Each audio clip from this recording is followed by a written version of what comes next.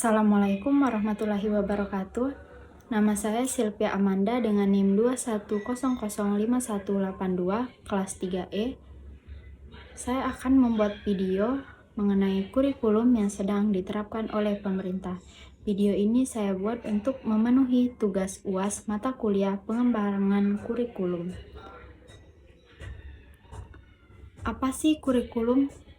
Kurikulum dalam Undang-Undang Nomor 20 Tahun 2003 Pasal 1 mengatakan bahwa kurikulum adalah seperangkat rencana dan pengaturan mengenai tujuan, isi, dan bahan pelajaran, serta cara yang digunakan sebagai pedoman penyelenggaraan kegiatan pelajaran untuk mencapai tujuan pendidikan tertentu.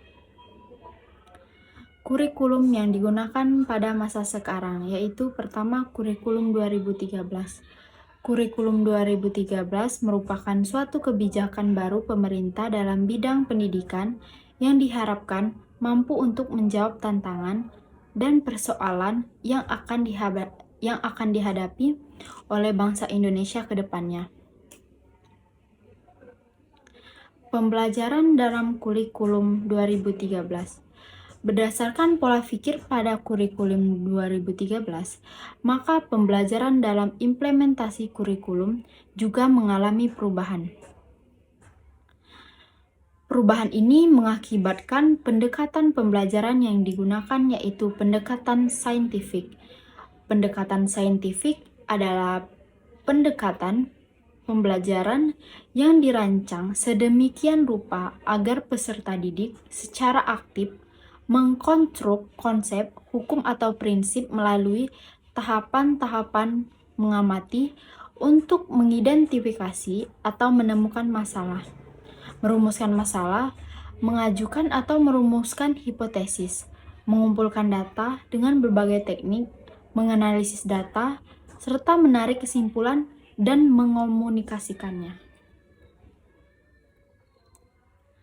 Pendekatan saintifik ini dimaksudkan untuk memberikan pemahaman pada peserta didik dalam mengenal, memahami berbagai materi, menggunakan pendekatan ilmiah bahwa informasi bisa berasal dari mana saja, kapan saja, tidak bergantung pada informasi searah dari guru saja. Tujuan pengembangan kurikulum 13. Tujuannya yaitu diharapkan akan menghasilkan insan Indonesia yang produktif, kreatif, inovatif, afektif, melalui penguatan sikap, keterampilan, dan pengetahuan yang terintegrasi.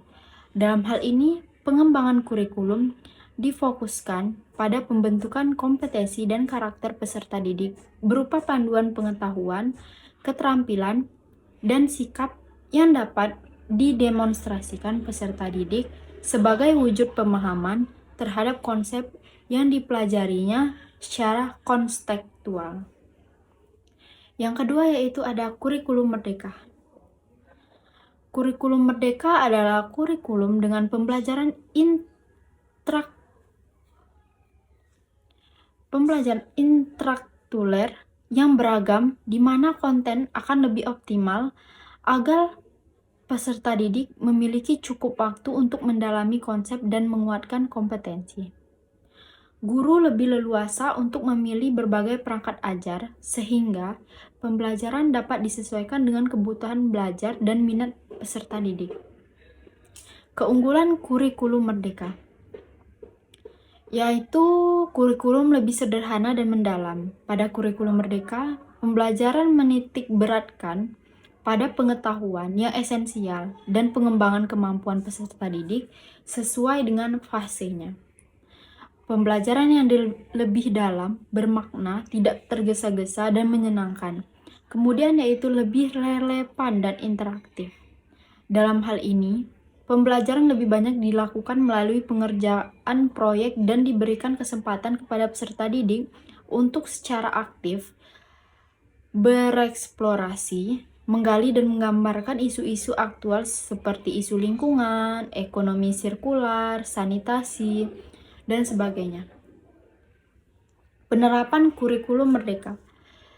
Penerapan kurikulumnya harus didukung dengan penyediaan pelatihan, penyediaan sumber bahan belajar guru, dan perangkat ajar yang inovatif, didukung oleh kepala sekolah dan dinas pendidikan setempat. Pengembangan kurikulum di sekolah dasar. Pembaharuan atau inovasi kurikulum dimaksudkan adalah cara baru dan kreatif dalam seleksi, organisasi, dan penggunaan sumber-sumber manusia dan material yang diharapkan akan meningkatkan hasil-hasil yang berkenaan dengan tujuan yang telah dirumuskan.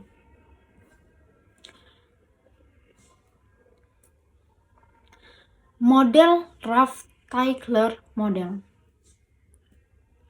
Menurut Tyler, ada 4 tahap yang harus dilakukan dalam mengembangkan kurikulum, yang meliputi yaitu pertama, menentukan tujuan pendidikan, kedua, menentukan proses pembelajaran yang harus dilakukan, ketiga, menentukan organisasi pengalaman belajar, keempat, menentukan evaluasi pembelajaran. Yang kedua ada model administratif. Pengembangan kurikulum ini ide awal dan pelaksanaannya dimulai dari pejabat tingkat atas pembuat keputusan dan sekaligus kebijakan berkaitan dengan pengembangan kurikulum. Tim ini sekaligus sebagai tim pengarah dalam pengembangan kurikulum.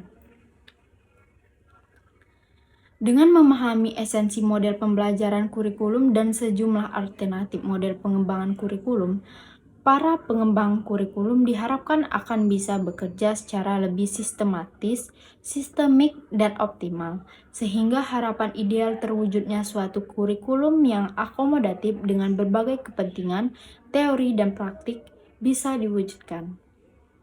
Menyusun pengembangan kurikulum ada 4, yaitu 1. Merumuskan tujuan, yang kedua menentukan isi, ketiga memilih kegiatan, yang keempat merumuskan evaluasi.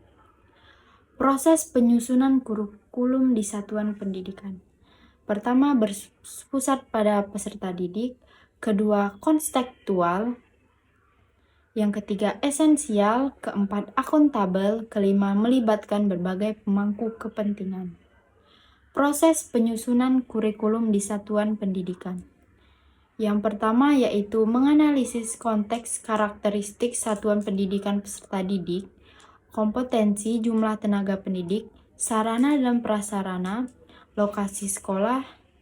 Yang kedua merumuskan visi misi tujuan. Yang ketiga menentukan pengorganisasian pembelajaran. Yang keempat menyusun rencana pembelajaran.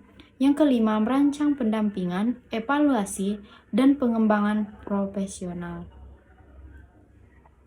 Sekian yang dapat saya jelaskan dari materi ini dari kelompok 12.